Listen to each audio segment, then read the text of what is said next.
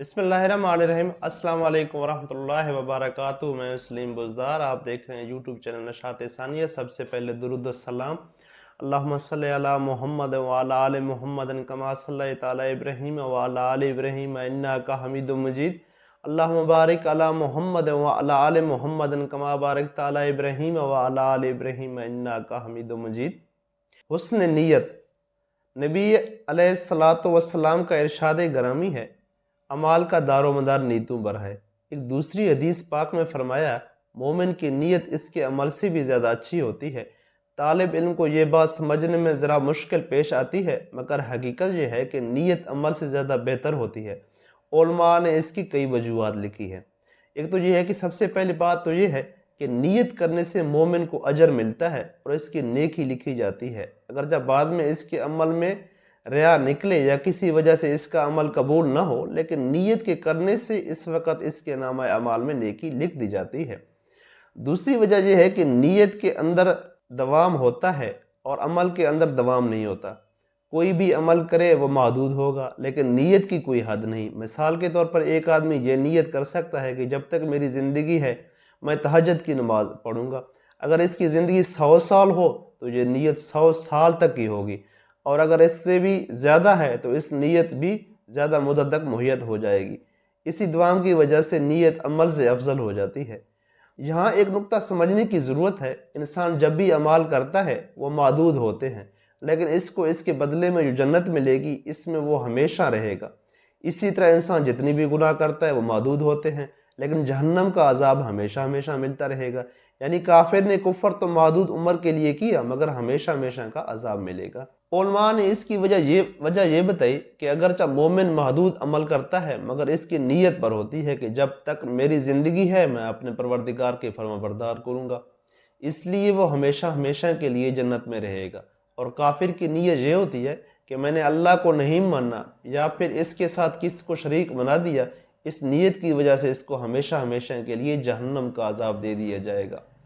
اس کی تیسری وجہ یہ ہے کہ نیت قلب کا عمل ہے۔ اس قلب کو پورے جسم میں فضیلت کا مقام حاصل ہے، کیونکہ وہاں پر انسان کو معرفت حاصل ہوتی ہے، لہذا قلب کا عمل باقی تمام جسم کے اعضاء کے عمل پر فضیلت رکھتا ہے۔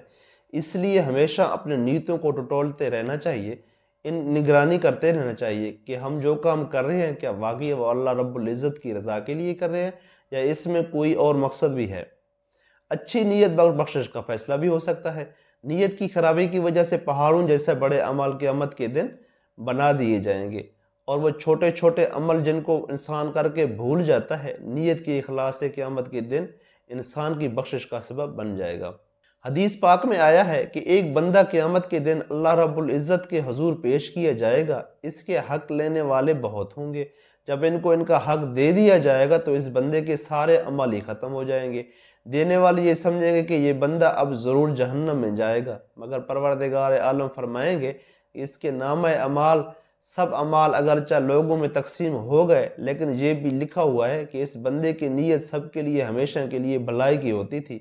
اس بندے کی بھلائی کی یہ نیت بھی مجھے اتنی پسند آئی کہ اس نیت پر میں نے اس بندے کی بخشش فرما دی۔ اچھی نیت کا بدلہ۔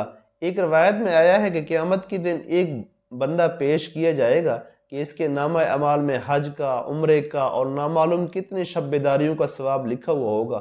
وہ بڑا حیران ہوگا، اے رب الکریم میں نے حج کیا ہی نہیں، عمرہ بھی نہیں کیا، یا اتنے نہیں کیے جتنے لکھے ہوئے ہیں، یا میری عمر تو کم تھی اور حجوں کی تعداد اس سے بھی زیادہ ہے۔ اس کے جواب میں اس کو کہا جائے گا کہ تم نے عمل تھوڑا ہی کیا تھا، لیکن تمہارے دل کے اندر ہر سال اللہ کے در پر حاضری دینے کی نیت ہوتی تھی، ہر رات میں تہجد پڑھنے کی نیت ہوتی تھی۔ وہ جو تم کہتے تھے اے کاش، اے میرے بس میں ہوتا، اگر وسائل ہوتے، اگر میرے حالات مواقف ہوتے تو میں حج و عمرے کرتا، اور وہ جو تمہارے دل کی ایک آرزو اور تمنا اٹھتی تھی، اس تمنا کی اخلاص کو دیکھتے ہوئے ہم نے اس کا عمل کا ثواب تمہارے نامہ اعمال میں لکھ دیا کرتے تھے۔ اور اب ہمارا دوسرا ٹاپک یہ مایوسی مننا ہے۔ قرآن مجید نے مایوسی سے مننا فرمایا ہے۔ قرآن میں کہا گیا ہے کہ اے خدا کے بندہ مایوس نہ ہو، کیونکہ خدا کی رحمت بہت وسیع ہے۔ آدمی کو جب بھی مایوسی ہوتی ہے اس کا سبب یہ ہوتا ہے کہ وہ صرف اپنے امکانات کو دیکھتا ہے۔ اگر اس کی نظر خدائی امکانات پر ہو تو وہ کبھی مایوس نہ ہوگا۔ انسانی امکانات کی حد ہوتی ہے، مگر خدائی امکانات کی کوئی حد نہیں۔ انسان اگر اس حقیقت کو جان لے تو وہ کبھی مایوس نہ ہو، کیونکہ جہاں بظاہر انسان کی حد آ گئی، عین اس مقام پر وہ ایک اور امکان کو پالے گا جس کی نہ کوئی حد ہے اور نہ اس کے لیے کوئی رکاوٹ ہے۔ حقیقت یہ ہے کہ خدا پر یقین آدمی کو امید کا ایسا خزانہ دے دیتا ہے کہ اس کے بعد وہ کبھی مایوس نہیں ہوتا، وہ کبھی اس احساس سے دوچار نہیں ہوتا کہ آگے اس کے لیے کچھ اور باقی نہ رہا۔ امکان کا خاتمہ اس کے لیے زیادہ بڑے امکان کا آغاز بن جاتا ہے۔ خدا کا عقیدہ اور مایوسی دونوں ایک ساتھ جمع نہیں ہو سکتے۔ اللہ کی رحمت سے مایوس کفر ہے۔ مسلمانوں مصیبت میں خدا کی رحمت سے مایوس نہ ہو بلکہ اللہ کی فضل و کرم کی امیدوار ہو۔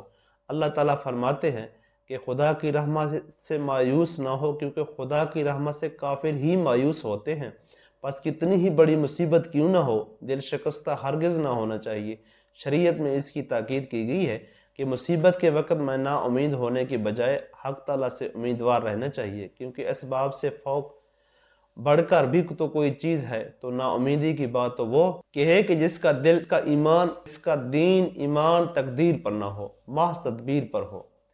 مومنین و صالحین سے اللہ تعالیٰ کا وعدہ: تم میں سے جو ایمان لاوے اور نیک عمل کرے، ان سے اللہ تعالیٰ وعدہ فرماتا ہے کہ زمین میں ان کو خلافت عطا فرمائے گا، جیسا کہ ان سے پہلے لوگوں کو عطا فرمائی تھی، اور جس دین کو اللہ نے اس کے لیے پسند کیا یعنی اسلام، اس کو ان کے لیے قوت دے گا اور اس کے اس خوف کے بعد اس کو امن سے بدل دے گا۔ مسائب میں اللہ کی طرف رجوع نہ کرنے کا نقصان: پھر کیوں نہ گڑ گڑائے جب ان پر ہمارا عذاب آیا، لیکن سخت ہو گئے ان کے دل، اور بھلے کر دکھائے ان کو شیطان نے ان کے کرتوت۔ پس جب وہ نصیحت بھول گئے جو ان کی گئی تھی، تو کھول دیے ہم نے ان پر ہر چیز کے دروازے، جہاں تک کہ جب وہ دی ہوئی نعمتوں پر اترانے لگے تو ہم نے ان کو یکا یک پکڑ لیا۔ پس اس وقت وہ نا امید رہ گئے، پھر جڑ کاٹ دی گئی ان ظالموں کی، یعنی ان کو ختم کر دیا گیا۔